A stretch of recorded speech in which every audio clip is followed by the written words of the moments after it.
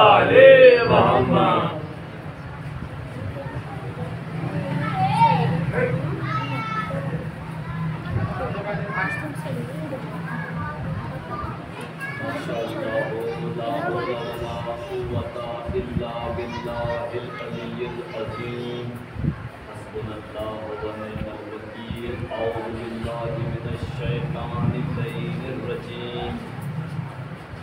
بسم اللہ الرحمن الرحیم الحمد للہ الذی ہدانا لہذا وما كنا لنهتدی لولا ان هدانا اللہ لقد جاءت رسل ربنا بالحق الصلاة والسلام علی سیدنا ونبینا وشفینا ومولانا ابی القاسم محمد اللہم صل علی محمد وآل محمد الطيبين الطاهرين المعصومين المظلومين المنتقبين الذين أذهب الله عنهم الرجس وطهرهم تطهيرا اللهم صل على محمد وآل محمد لعنة الله على أعدائهم وقتلتهم وغاصب حقوقهم ومنكر فضائلهم وشجاعتهم وسخاوتهم وولايتهم وآتشهم أجمعين من يومنا هذا إلى قيام يوم الدين أما بعد فقد قال الله سبحانه وتعالى في القرآن المجيد والقرآن الحميد بسم الله الرحمن الرحيم ومن يبتغي غير الإسلام دينا فلن يقبل منه وهو في الآخرة من الخاسرين صلوات الله اللهم صل على محمد وآل محمد. اپنے گفتگو شروع کرنے سے پہلے چند اشعار کہ ہر ابتدا سے پہلے ہر انتہا کے بعد، ہر ابتدا سے پہلے ہر انتہا کے بعد نام نبی بلند ہے نام خدا کے بعد، ہر ابتدا سے پہلے ہر انتہا کے بعد نام نبی بلند ہے نام خدا کے بعد. تو دنیا میں احترام کے قابل ہے جتنے لوگ، میں سب کو مانتا ہوں مگر مصطفیٰ کے بعد، میں سب کو مانتا ہوں مگر مصطفیٰ کے بعد. تو قتل حسین اصل میں مرگ یزید ہے، اسلام زندہ ہوتا ہے ہر کربلا کے بعد، اسلام زندہ ہوتا ہے سبحان اللہ. جس آیت کا میں نے آپ کے سامنے سرنامہ سپر قرار دیا، ارشاد حضرت الہی ہو رہا ہے کہ ہم نے اس کائنات کو بنایا اور ہم نے تمہیں بنایا. اب ہمارا حق یہ ہے کہ ہم تمہارے لیے قانون حیات بنائیں، اور ہم نے تمہارے لیے جو قانون حیات بنایا اس کا نام ہے دین اسلام. اور اسلام کو اگر کوئی چھوڑے گا تو اس کا اپنا لوس ہوگا. اللہ نے جس نبی کو بھیجا معجزہ دے کر بھیجا تاکہ آنے والا نبی اس خدا کا نمائندہ ہے جو ہر شے پر قدرت رکھتا ہے. وَهُوَ عَلَىٰ كُلِّ شَيْءٍ قدیر، کوئی شے اس کی قدرت سے باہر نہیں ہے. تو نمائندے میں اور نمائندے بنانے والے میں کچھ جھلک ہونی چاہیے. یہی اصلی اور نقلی کی پہچان ہے. اب اگر کوئی یہ کہے کہ میں خدا کا بھیجا ہوا پیغمبر ہوں اور وہ بے بس ہو، ہیلپ لیس ہو، لاچار ہو، تو یہ بے بسی بتا رہی ہے کہ وہ شیطان کا نمائندہ تو ہو سکتا ہے، رحمان کا نہیں. تو اس نے معجزہ دے کر بھیجا. معجزہ کسے کہتے ہیں؟ جو دوسروں کو عاجز کر دے، جو دوسرا نہ کر پائے. یعنی جو نبی کرے تاکہ معلوم ہو یہ اس کی طرف سے ہے جو چاہے وہ کرے۔ اب اس نے جناب موسیٰ کو ایک معجزہ دیا، عصا۔ اللہ نے پوچھا اے موسیٰ تمہارے ہاتھ میں کیا ہے؟ کہا پروردگار اس سے پتے توڑ دیتا ہوں، پھل توڑ دیتا ہوں، تکیہ گاہ بناتا ہوں، اور جب تھک جاتا ہوں تو اسی کا سہارا لے کر کھڑا ہو جاتا ہوں۔ اللہ نے کہا القھا یا موسیٰ، اے موسیٰ جس عصا کا تم سہارا لیتے ہو میرے کہنے سے اسے پھینک دو۔ جب نبی نے حکم خداوندی میں اس عصا کو پھینکا تو وہ ایک چھوٹا سا سانپ بن کر لہرانے لگا۔ اب موسیٰ ڈرے، فَأَوْجَسَ فِي نَفْسِهِ خِیفَةً موسیٰ، اس لیے کہ سانپ سے سبھی ڈرتے ہیں، بازار میں آ جائے تو بھیڑ جمع سب ڈرتے ہیں، دکان میں آ جائے تو سب ڈرتے ہیں، غار میں آ جائے تو سب ڈرتے ہیں۔ اب موسیٰ تھوڑا سا ڈرے، پروردگار کہتا ہے خذھا ولا تخف، اے موسیٰ ڈرو نہیں، ہمارے کہنے سے اسے اٹھا لو، سنعیدھا سیرتھا الاولی، ہم دوبارہ اسے ڈنڈا بنا دیں گے۔ اب دیکھیے پہلے سانپ بنا، لیکن جب دربار فرعون میں پہنچا تو ایک اژدہا بن گیا، اور یہی عصا، یہ سب قرآن میں ہے، یہی عصا جب چٹان پہ مارا تو عصا ٹوٹنے کی بجائے چٹان پھٹ گئی، 12 چشمے جاری ہو گئے۔ اور پھر جب اس عصا کو پانی پہ مارا، سمندر پہ مارا، دریا پہ مارا تو پانی ہٹ گیا، زمین دکھائی دینے لگی۔ اب یہ سب معجزات ہے، عصا نبی کا ہے، مگر ہمارے حکم سے کبھی یہ سانپ بنے گا، کبھی یہ اژدہا بنے گا، کبھی یہ پتھر کو توڑ دے گا، کبھی یہ پانی کو چیر دے گا، تاکہ تمہیں معلوم ہو یہ اس کی طرف سے ہے جو چاہے وہ کر سکتا ہے، ہر شے پر قدرت رکھتا ہے۔ اب جناب ابراہیم خلیل خدا بت کدہ میں داخل ہوتے ہیں اور تمام بتوں کو توڑ پھوڑ کر برابر کر دیتے ہیں، الا کبیر لہم، قرآن کہتا ہے، مگر جو سب سے بڑا بت تھا اس کے گلے میں کلہاڑی لٹکا دی، سونے کا بت تھا، اور یہ ایک پیغام بھی دیا کہ جو اپنے چھوٹے چھوٹے خداؤں کو نہ بچا سکا، جو نہ سن سکتے ہیں، نہ بول سکتے ہیں، نہ دیکھ سکتے ہیں، نہ کسی کی مدد کر سکتے ہیں، وہ کسی کام کے نہیں۔ صلوات پڑھیے اللہم صلی علی محمد وآلِ محمد۔ اور جب نمرود کو خبر ہوئی کہ ہمارے بتوں کو کسی نے توڑ دیا، اتنی بڑی گستاخی کس نے کی، اتنی بڑی بے احترامی کس نے کی، تو قرآن کیا کہتا ہے؟ حرقوہ وانصروا آلہتکم ان کنتم فاعلین۔ یہ نمرود کے جملے، وانصروا، انہوں نے ہمارے خداؤں کو توڑا، تم اپنے خداؤں کی مدد کرو، تم اپنے خداؤں کی مدد کرو۔ اس کا مطلب یہ ہے کہ جو نقلی خدا ہوتے ہیں وہ بندوں کی مدد کے محتاج ہوتے ہیں، اصلی خدا بندوں کا مددگار ہوتا ہے۔ اب کیا کہا؟ حرقو، انہیں جلا دو۔ اب کیسے جلایا گیا؟ یہ نہیں کہ بھئی لکڑیاں تھوڑی سی جمع کی اور ایک آدمی کو جلا دیا، جیسے عام طور سے कोरोना काल में आपने देखा 10 मिनट में चिता जलाते हैं। चिता जला दी जाती है।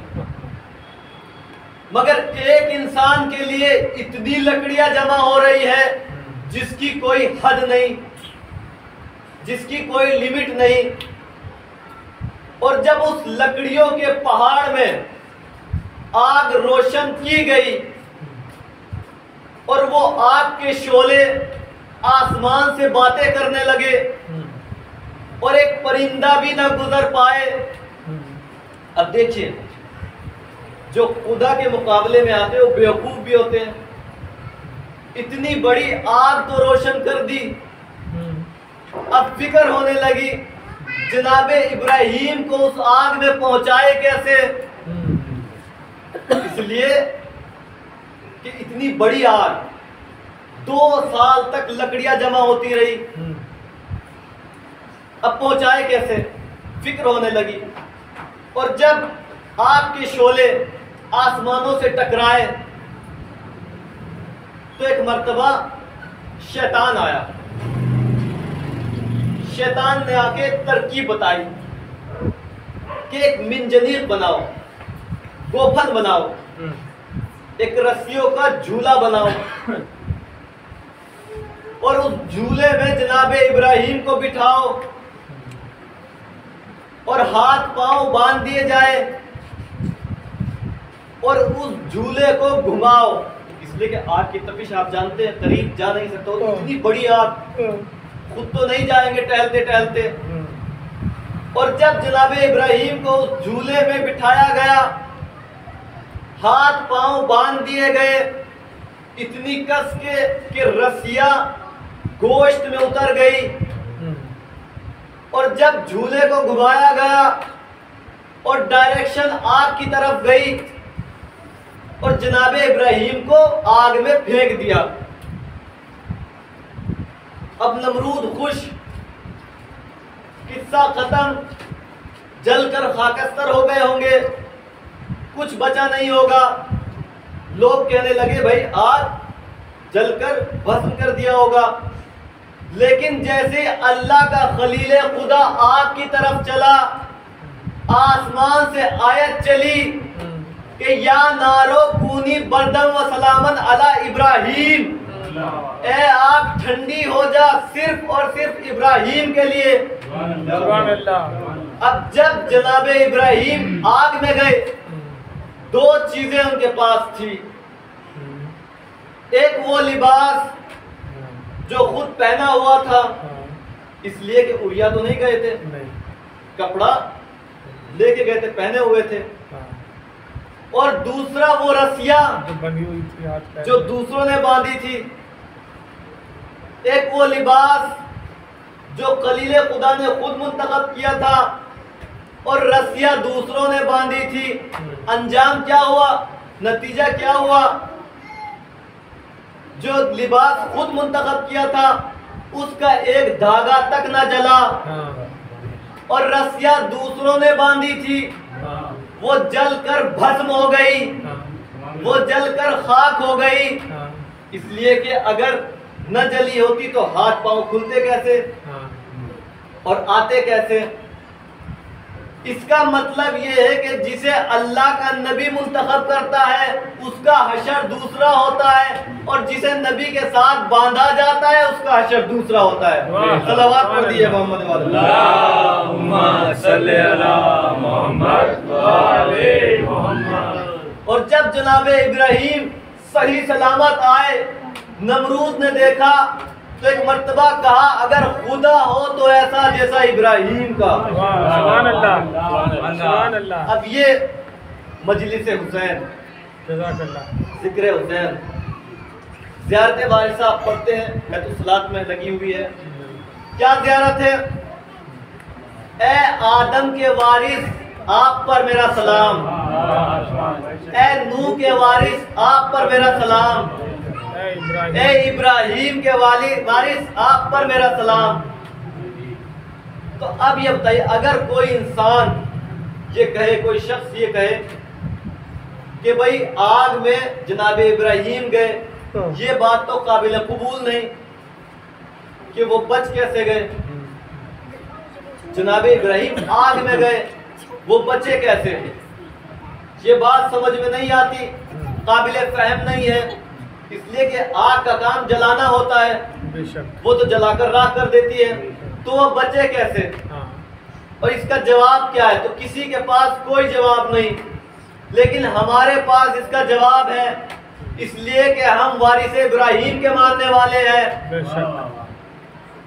भाई हमने कहा ठहरो ठहरो, मुहर्रम आने दो, बड़ी बड़ी बस्तियों में जाओ, शहरों में जाओ, आग का मातम देख लो, वारिस इब्राहिम का नाम लेकर बच्चे भी आग से गुजर जाते हैं, आग उन्हें नुकसान नहीं पहुंचाती। सुभान अल्लाह। तो जब वारिस इब्राहिम का नाम लेकर गुजर जाते, आग नहीं पहुंचाती उन्हें नुकसान, तो जिसे अल्लाह कह रहा हो ए आग ठंडी हो जा, बेशक। तो उसके लिए कैसे ये तसव्वुर बेशक। कि आग जला ना पाए। बिल्कुल। अब देखिए आग का मातम ये कब से आगाज हुआ, इसकी भी थोड़ी एक तारीख है। डॉक्टर कल्बे खालिद साहब, उनके वालिद मरहूम, ये खुद भी मरहूम है,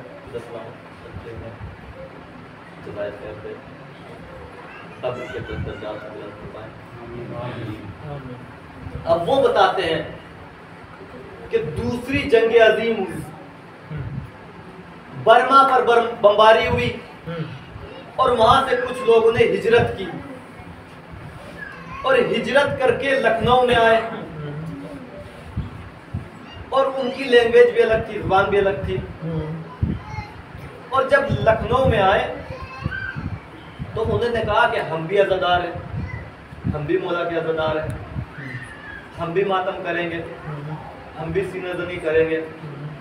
ठीक, उन्होंने कहा कि हम 6 मुहर्रम को आग का मातम करते हैं।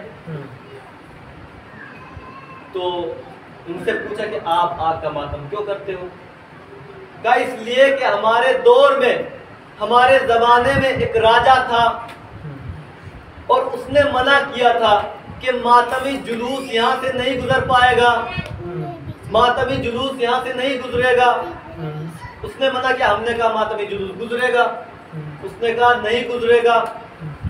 अब उसने सलवात पढ़ दिया, अल्लाहुम्मा सल्ली अला मुहम्मद व आले मुहम्मद, अल्लाहुम्मा सल्ली अला मुहम्मद व आले मुहम्मद। अब उसने कहा नहीं गुजरेगा, तो उस राजा ने उन रास्तों पर जहां से मातमी जुलूस को गुजरना था आग बिछा दी, लेकिन हम आग को रोनते हुए मजलिस हुसैन में पहुंचे। और ये एक तारीख है। अब इसलिए कि वारिस इब्राहिम अल्लाह ने इमाम हुसैन के नाम में ये तासीर दी है कि आग नुकसान नहीं पहुंचाती, आग गजब नहीं पहुंचाती, इसलिए कि आग शर्मिंदा है। अब मैंने आपके सामने अर्ज किया कि अल्लाह ने नबी को मौजज़ा देकर भेजा। मौजज़ा क्यों दिया? ताकि वो हर शय पर कुदरत रखता है। मौजज़ा जो दूसरों को आजिज़ कर दे, मजबूर कर दे, जो कोई ना कर सके वो नबी करे। हमारे नबी के मौजज़े में और तमाम नबियों के मौजज़ों में 2 बुनियादी फ़र्क है। तमाम मौजज़े वो थे, अब नहीं है। बिल्कुल। वो आग जो गुलजार बनी वो थी, अब नहीं है। वो मुर्दे जिन्हें जनाबे ईसा ने जिंदा किए थे वो अब नहीं है। बिल्कुल। वो अंधे जिन्हें रोशनी दी वो थे, अब नहीं है। लेकिन कुरान आज भी मौजज़ा है और क़यामत तक मौजज़ा रहेगा। एक फर्क तो ये। दूसरा फर्क ये कि हर मौजज़ा सिर्फ मौजज़ा है, रहनुमाई नहीं कर सकता।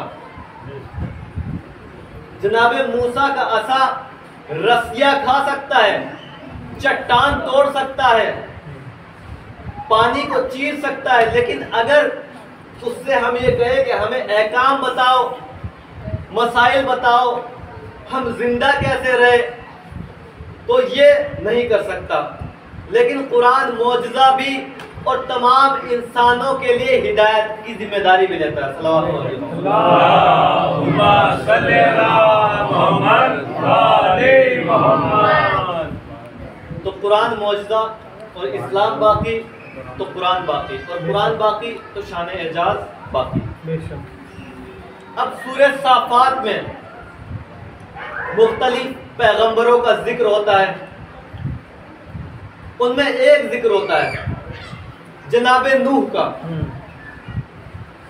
نوح نے ہمارے لیے یہ زحمتیں کی، یہ زحمتیں کی، 950 برس تبلیغ کی، 2500 سال ان کی عمر رہی، اور کیسے تبلیغ کرتے تھے کہ جب دشمن ان پر پتھر پھینکتے تھے تو یہ پتھروں میں چھپ جاتے تھے، جبرائیل امین نازل ہوتے تھے، اپنے پر سے پتھروں کو ہٹاتے تھے اور انہیں تندرست کرتے تھے۔ یہاں تک ملتا ہے تاریخ میں کہ جناب نوح کو ایک مرتبہ دشمنوں نے ڈنڈے سے مار مار کر ٹانٹ میں لپیٹ کے ان کے گھر ڈال دیا۔ اب اتنی زحمتیں برداشت کی، انہیں سرٹیفکیٹ کیا ملتا ہے قرآن میں، انہیں سند کیا ملتی ہے؟ خداوند عالم کہتا ہے سلام علی نوح فی العالمین، سلام علی نوح فی العالمین، ہمارے نوح پر عالمین میں ہمارا سلام۔ سلام کون کر رہا ہے؟ اللہ خالق رب العالمین۔ کسے سلام کر رہا ہے؟ جناب نوح کو۔ جناب نوح کون؟ اولو العزم پیغمبر، معصوم نبی، طیب و طاہر، پاک و پاکیزہ، صاحب عصمت، صاحب مرتبت، صاحب جلالت، کسی شے سے مجھے انکار نہیں، مگر مجھے یہ بتائیے کہ جناب نوح کی حیثیت اللہ کے سامنے کیا ہے؟ مگر سلام کون کر رہا ہے؟ پروردگار عالم۔ اب یہ نہ کیجئے کہ میں نے گستاخی کر دی، اللہ سے سلام کروا دیا۔ یہ تو قرآن کہہ رہا ہے سلام علی نوح فی العالمین، نوح پر تمام جہانوں میں ہمارا سلام، نوح پر ہمارا سلام۔ تو اس کا مطلب یہ ہے کہ اگر بڑا چھوٹے کو سلام کرے تو وہ اس سے چھوٹا نہیں ہوتا۔ تو اگر پیغمبر رسول خدا جابر سے کہے اے جابر تم اس وقت تک زندہ رہو گے جب تک ہماری نسل سے 5واں نہ آ جائے، اور جب 5واں آ جائے تو اس تک میرا سلام پہنچا دینا۔ تو اب یہ نہ کہنا کہ یہ تو غلو ہو گیا، آپ نے رسول کو چھوٹا کر دیا، امام کو بڑا کر دیا۔ ارے جب اللہ نوح کو سلام کرنے سے چھوٹا نہیں ہو سکتا تو ہمارے حضور امام کو سلام کرنے سے چھوٹے کیسے ہو جائے گے؟ صلوات پڑھ دیجیے محمد۔ اللہم صلی علی محمد وعلی محمد۔ اب یہی سورہ صافات جناب ابراہیم کا ذکر ہوتا ہے، سلام علی ابراہیم، ابراہیم پر ہمارا سلام۔ ابراہیم نے ہماری راہ میں قربانیاں دی، جناب اسماعیل کو ذبح کیا لیکن دبا آ گیا۔ ستجدونی انشاءاللہ من الصابرین، جناب اسماعیل آپ مجھے صابروں میں سے پائیں گے۔ اور جناب ابراہیم آگ میں گئے لیکن انہیں سلام کیا گیا۔ اب جناب موسیٰ اور جناب ہارون کا ذکر ہوتا ہے، سلام علی موسیٰ و ہارون، موسیٰ اور ہارون پر ہمارا سلام۔ جناب موسیٰ نے ہمارے لیے زحمتیں برداشت کی، ہارون نے زحمتیں برداشت کی. جناب موسیٰ اور ہارون پر ہمارا سلام. اب رسول خدا کی ایک حدیث آ گئی سامنے. وہ حدیث کس کتاب میں ملتی ہے؟ اہل سنت بھائیوں کی بہت بڑی کتاب سنن ابن ماجہ عبداللہ قزوینی کی، اور بخاری میں بھی ہے، فضائل صحابہ میں بھی ہے. وہ کیا حدیث ہے کہ جب حج کے موقع پر، سعد بن ابی وقاص سے روایت ہے کہ جب معاویہ نے علی کی شان میں گستاخی کی تو سعد بن ابی وقاص نے کہا ارے تم نے یہ گستاخی کی؟ میں نے تو رسول سے سنا ہے، یہ حدیث سنی ہے. وہ حدیث کیا ہے؟ یا علی انت منی بمنزلت ہارون من موسیٰ انہ لا نبی بعدی. مسلم میں بھی 4 دفعہ آئی ہے. اس کا مطلب کیا؟ اے علی تیری نسبت میرے ساتھ وہ ہے جو ہارون کی موسیٰ کے ساتھ تھی. یا علی انت منی بمنزلت ہارون من موسیٰ، اے علی تیری نسبت میرے ساتھ وہ ہے جو ہارون کی موسیٰ کے ساتھ تھی. ہارون بھی نبی، موسیٰ بھی نبی، میں بھی نبی، مگر اے علی اگر نبوت آگے چلنا ہوتی تو تو بھی نبی ہوتا، مگر تیرے بعد کوئی نبی نہیں ہے، میرے بعد کوئی نبی نہیں ہے. تو یہ رینکنگ یا علی انت منی بمنزلت ہارون من موسیٰ. اب آگے چلیے جناب عیسیٰ، سورہ مریم آیت 15. جناب عیسیٰ کا ذکر ہوتا ہے، سلام علیہ یوم ولدا و یوم یموت و یوم یبعث حیا. سلام عیسیٰ پر سلام اس دن جس دن وہ پیدا ہوئے، و یوم یموت اور اس دن پر جس دن وہ وفات پائیں گے. اس کا مطلب ابھی مرے نہیں ہے، ابھی زندہ ہے. وَيَوْمَ يُبْعَثُ حَيًّا اور اس دن جس دن وہ دوبارہ زندہ ہوں گے. تو میں آپ کے سامنے یہ پیش کر رہا ہوں کہ جناب نوح پر ہمارا سلام، ہارون پر ہمارا سلام، موسیٰ پر ہمارا سلام، عیسیٰ پر ہمارا سلام. لیکن جب نبی کی نوبت آتی ہے، حضور کا نمبر آتا ہے، تو ان اللہ و ملائکتہ یصلون علی النبی یا ایھا الذین آمنوا صلوا علیہ وسلموا تسلیما. صلوات پڑھیے. اللہم صلی علی محمد و آل محمد. تو یہ شیعہ سنی سب جگہ پہ لکھا ہوا ہے کہ درود و سلام کیسے بھیجے. سلام بھیجا گیا. جب صحابہ نے پوچھا یا نبی اللہ ہم آپ پر سلام کیسے بھیجے، آپ پر درود و سلام کیسے بھیجے، تو نبی نے پڑھ کر بتایا، اللہم صلی علی محمد و آل محمد کما صلیت علی ابراہیم و آل ابراہیم. مجھ پر سلام بھیجو اور میری آل پر سلام بھیجو جس طریقے سے ابراہیم پر سلام بھیجو اور ان کی آل پر سلام. تو میں یہ پوچھنا چاہتا ہوں کیا جناب ابراہیم کی بیویوں کا کم مرتبہ ہے؟ کسی مسلمان میں ہمت ہے جو جناب ہاجرہ کی شان میں گستاخی کرے؟ کسی میں ہمت ہے جو جناب سارہ کی شان میں گستاخی کرے؟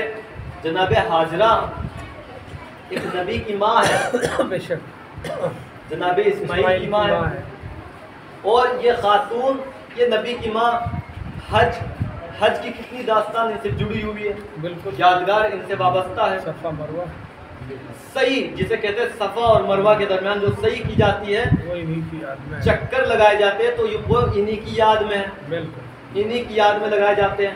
تو اگر کسی نے صحیح نہیں کیا تو اس کا حج نہیں ہوگا. اور جناب سارا جناب اسحاق کی والدہ، ان کی بھی بڑی عظمت، ایک نبی کی ماں، لیکن ان دونوں کا مرتبہ، ازواج کا مرتبہ بڑا بلند ہے، لیکن جب صلوات کی منزل آتی ہے تو آل کو شامل کیا جاتا ہے، ازواج کو نہیں۔ بالکل۔ تو مجھے یہ بتائیے کہ آل ابراہیم پر سلام اور آل محمد پر سلام، آل ابراہیم پر کیوں؟ ان میں کیا خاص وجہ ہے؟ اس لیے کہ جہاں جہاں فقط نبوت ہے وہاں نبی پر سلام ہے، اور جہاں نبوت کے ساتھ امامت ہے وہاں نبوت پر بھی سلام ہے، امامت پر بھی سلام ہے۔ صلوات پڑھیے اللہم صلی علی محمد و آل محمد۔ اب ان کی آل پر صلوات بھیجو، بھیج دیے صلوات پڑھو۔ اللہم صلی علی محمد و آل محمد۔ تو پیغمبر نے یہ کیوں کہا کہ مجھ پر صلوات بھیجو اور میری آل پر صلوات بھیجو؟ پیغمبر کی حدیث لا تصلو علیہ صلاۃ البترا، یہ دم کٹی صلوات نہ بھیجو۔ دم کٹی صلوات کا کیا مطلب؟ اصحاب نے پوچھا یہ دم کٹی صلوات کا کیا مطلب؟ کہا مجھ پر تو صلوات بھیجو اور میری آل پر صلوات نہ بھیجو۔ یہ دم کٹی ہے۔ اب اس کا مطلب اس سے کیا ہوگا کہ مجھ پر صلوات بھیجو اور میری آل پر صلوات نہ بھیجو، اگر تو یہ قابل قبول نہیں، کافی نہیں۔ اس لیے کہ جب رسول خدا کے فرزند حضرت ابراہیم انتقال کر گئے تو دشمنوں نے انہیں ابتر کہنا شروع کیا، ان کی تو نسل کٹ گئی۔ تو نبی نے کہا تمہاری صلوات اس وقت تک قابل قبول نہیں جب تک مجھ پر صلوات بھیجو اور میری آل پر صلوات نہ بھیجو۔ کیوں؟ اس لیے کہ جب میری آل پر صلوات بھیجا جائے گا تو ابتر کہنے والے کا منہ خود بخود کالا ہو جائے گا۔ اللہم صلی علی محمد و آل محمد۔ اب تک کہنے والے کا منہ کالا ہو جائے گا۔ کالا ہو جائے گا۔ اور یہی قرآن جو ہمارا سب سے بڑا دشمن ہے، جسے خدا نے کہا انہ لکم عدو مبین، یہ شیطان تمہارا سب سے بڑا دشمن ہے، کھلم کھلا دشمن ہے۔ اب کتنا بڑا دشمن ہے سنیے گا کہ جب شیطان نے سجدے سے انکار کیا اور وہ جنت سے نکالا گیا، سجدہ نہیں کیا، تو اس نے کہا کہ پروردگار میں تیری جنت سے نکلتا ہوں لیکن میں اطراف پہ نگاہ کرتا ہوں، زمین پہ دیکھتا ہوں تیری مملکت، آسمان پہ دیکھتا ہوں تو ہی تو، دائیں بائیں ہر جگہ تو، پروردگار میں رہوں گا کہاں؟ میرا مکان کیا ہوگا؟ کہ جس جگہ پر بھی گناہ ہوگا وہ تیرا مکان ہوگا۔ کہ پروردگار میں پیوں گا کیا؟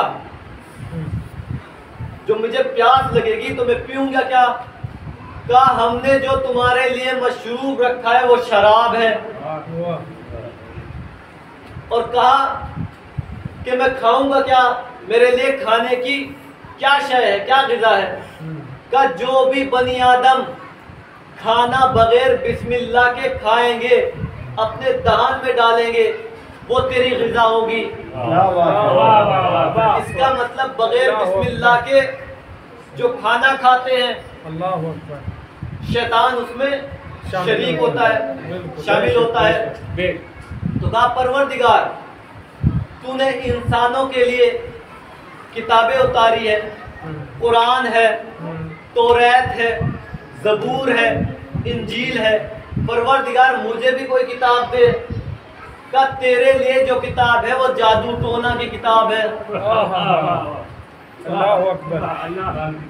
کہ پروردگار تو نے انسانوں کو ہتھیار دیے ہیں, دعا کا ہتھیار, دعا اور سجدے کا ہتھیار, اور چاروں سم سے خدا سے مانگ سکتا ہے, ایک دعا اور ایک سجدہ. تو پروردگار میں چاہتا ہوں کہ تو بھی مجھے کوئی ہتھیار دے, کہ ہم نے تمہارے لیے جو سب سے مضبوط ہتھیار رکھا ہے وہ عورت ہے, جس کے ذریعے ہم بنی آدم کو گمراہ کر سکیں گے. کہ پروردگار میں نے تیری اتنی عبادتیں کی, 7,000 سال آسمان پر, 7,000 سال زمین پر, اور اسی طریقے سے پورا ایک لمبا سلسلہ ہے پہلے آسمان پر, 7 آسمان پر میں نے عبادت کی. پروردگار میں جزا چاہتا ہوں, مجھے انعام دے, جزا دے. کہ مانگ کیا مانگتا ہے؟ کہ پروردگار مجھے نامرئی بنا دے, انویزیبل بنا دے, میں دکھائی نہ دوں, بنی آدم مجھے دیکھ نہ سکے. کہ تیرے اعمال کی جزا ہے کہ تجھے نامرئی بنا دیا گیا. پروردگار میں تجھ سے چاہتا ہوں کہ میں انسانوں کے خون میں روا ہو جاؤں. کہ تجھے یہ اختیار بھی دے دیا گیا, تو خون میں روا ہو جائے گا. کہ مجھے یہ اختیار اور دے کہ میں انسانوں کے جو خیالات گزرتے ہیں ان میں وسوسہ ڈال سکوں. الذی یوسوس فی صدور الناس, اور انہیں بھٹکا سکوں. کہ یہ اختیار بھی دے دیا گیا. کہ مجھے آخری اختیار دے, جب انسان کے اوپر موت طاری ہو, انسان کی روح قبض ہو, تو مجھے اجازت دے کہ میں اس کے اوپر آؤں اور اس سے وہ کہلواؤں جو میں کہلوانا چاہتا ہوں. یعنی بے دین اور بغیر اسلام کے دنیا سے چلا جائے. اللہ اکبر. یعنی شیطان کو اتنے اختیارات دے کر زمین پر بھیجا گیا, سب سے بڑا دشمن. اور یہی شیطان ہمیں ہر جگہ بہکاتا ہے, ہر جگہ لڑواتا ہے. اپنے بھائیوں میں لڑواتا ہے, بالکل, شیعہ سنی میں لڑواتا ہے, بالکل, تمام بھائیوں میں لڑواتا ہے. بالکل. اس کا کام ہوتا ہے کہ اتنے اختیارات لے کر یہ دنیا میں آیا ہے. ایک صلوات پڑھیے. اللہم صلی علی محمد و علی محمد. بابا نے بلند صلوات. اللہم صلی علی محمد و علی محمد. بابا نے بلند صلوات. اللہم صلی علی محمد و علی محمد. بس عزیزو, لاکھ فضائل کے ذریعے باہر آیا جائے, جب تک دعا سے نہ گئے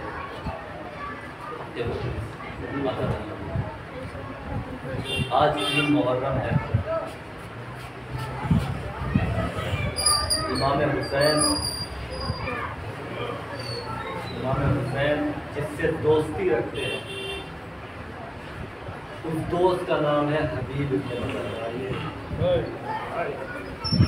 امام حسین نے خط لکھا حبیب ابن مظاہر کے نام, اور خط میں کیا لکھا کہ یہ خط حبیب ابن مظاہر کے نام رجل فقیہ, یہ بہت بڑا لفظ ہے کہ امام معصوم اپنے قلم سے کسی کو رجل فقیہ لکھے. بچپن کے دوست تھے, بچپن سے حسین پہ فدا تھے. ایک مرتبہ جب خط آیا تو خط میں لکھا تھا, حبیب تمہیں معلوم ہے ہم 2 محرم سے کربلا پہنچ چکے ہیں. حبیب ہمیں چاروں طرف سے دشمنوں نے گھیر لیا ہے. حبیب میرے ساتھ اس عالم غربت میں اہل خانہ بھی ہے, بچے بھی ہیں, اگر بے وطنوں کی مدد کرنا چاہتے ہو تو عصر عاشور سے پہلے پہنچ جانا، ورنہ عصر قیامت ملاقات ہوگی۔ اللہ اکبر۔ ایک مرتبہ حبیب نے خط کھولا، خط کو چوما، زوجہ نے پوچھا کس کا خط ہے؟ کہا حسین ابن علی کا خط ہے۔ کہا کیا لکھا ہے؟ مدد کے لیے بلایا ہے۔ کہا اب تمہارا ارادہ کیا ہے؟ تو ان کا دل ڈر رہا تھا کیونکہ حالات خراب تھے، دل ان کا ڈر رہا تھا کہ کیسے کہوں۔ ایک مرتبہ کہا کہ بھائی حکومتی معاملات ہیں، میں کیا جانوں، حکومتی معاملات ہیں میں کیا جانوں۔ جیسے ہی یہ کہا تو ایک مرتبہ تیور بدل گئے۔ ایک مرتبہ ان کی زوجہ کہتی ہے حبیب ارے تم یہ کہہ رہے ہو تو ایک کام کرو، اپنی تلوار مجھے دے دو، میری چادر تم اوڑھ لو۔ ارے سیدہ کا لال بلا رہا ہے، تم نہیں جا رہے ہو۔ ایک مرتبہ رونے لگے، گریا کرنے لگے، رونے لگے مومنہ مجھے معاف کرنا، مجھے نہیں معلوم تھا تیرے دل میں اتنی محبت ہے حسین کی، میں جاؤں گا، ضرور جاؤں گا، مدد کے لیے جاؤں گا۔ ایک مرتبہ غلام سے کہا کہ فلاں رستے پر کھڑے رہنا، فلاں رستے پر انتظار کرنا۔ ایک مرتبہ جیسے ہی یہ گئے، حالات خراب تھے، پہرے لگے ہوئے تھے، اس طریقے سے گئے جس طرح کھیتی میں جاتے ہیں، اور جانے میں ذرا دیر ہو گئی تو غلام کو دیکھا، غلام گھوڑے کے کان میں کہہ رہا ہے اے فرز گھبرانا نہیں، اگر میرا آقا نہ آ سکا تو میں تجھ پر سوار ہو کر حسین کی نصرت کو جاؤں گا۔ ایک مرتبہ تڑپ گئے، ارے یہ وقت آ گیا غلام حسین کے لیے تمنا کرے، حسین کی نصرت کو تمنا کرے۔ اللہ اکبر۔ ایک مرتبہ غلام کو بھی ساتھ لے لیا، ایک مرتبہ کربلا پہنچے، حسین نے استقبال کیا، حسین نے استقبال کیا، خیموں میں خبر گئی، فضہ نے کہا مبارک ہو حبیب، مبارک ہو، زینب کبریٰ نے تمہیں سلام کہا ہے۔ ایک مرتبہ حبیب زمین پر گر کر لوٹنے لگے، ارے کل کہاں علی اور فاطمہ کی بیٹی، محمد کی نواسی مجھے سلام کہلوا رہی ہے۔ اللہ اکبر۔ بس حبیب نے وہ جہاد کیا۔ ایک مرتبہ حبیب گھوڑے سے گرے، ایک مرتبہ جب گھوڑے سے گرے ہیں نا تو سعید اور مسلم ابن اوسجا حبیب کے سرحانے پہنچے۔ کہا حبیب کوئی وصیت ہے؟ کہا اپنے لیے کوئی وصیت نہیں ہے، میرے آقا کا خیال رکھنا، میرے آقا کی حفاظت فرمانا۔ اللہ اکبر۔ یہ اہل بیت کی کرم نوازی۔ 11 محرم کو قافلہ چلا، شہر کوفہ میں داخل ہوا۔ ایک مرتبہ ایک بچہ سید سجاد کے گھٹنے پکڑتا ہے، مولا میرا سلام لیجئے۔ ایک مرتبہ سید سجاد نے مڑ کے دیکھا، کہا تم کون ہو؟ کہا میں حبیب ابن مظاہر کا یتیم ہوں۔ ایک مرتبہ سجاد نے کہا پھوپھی اماں حبیب کا یتیم آیا ہے۔ بی بی زینب نے دیکھا، ایک مرتبہ کہا یہ بتا تیری ماں کہاں ہے، میں تیری ماں کو دیکھنا چاہتی ہوں۔ قریب کے ایک مکان کے چھت سے آواز آئی آقا زادی آپ کی کنیز یہاں بیٹھی ہے، مگر آنکھیں بند کر کے بیٹھی ہے، آپ کو بے مقنع چادر کے نہیں دیکھ سکتی۔ یہ علی کے گھرانے کا طریقہ۔ ایک مرتبہ بی بی زینب کہتی ہے زوجہ حبیب میں عاشور سے تمہیں ڈھونڈ رہی ہوں تاکہ تجھے تیرے شوہر کا پرسہ دوں۔ علی کی بیٹی تجھے حبیب کا پرسہ دیتی ہے تو میرا دل چاہتا ہے میں کہوں آقا زادی آپ نے زوجہ حبیب کو پرسہ دیا، آپ کو بھی کوئی پرسہ دینے والا تھا، آپ کا بھائی مارا گیا، پرسہ تو نہ ملا، برچھیاں چبوئی گئی، نیزے چبوئے گئے، چادریں چھینی گئی۔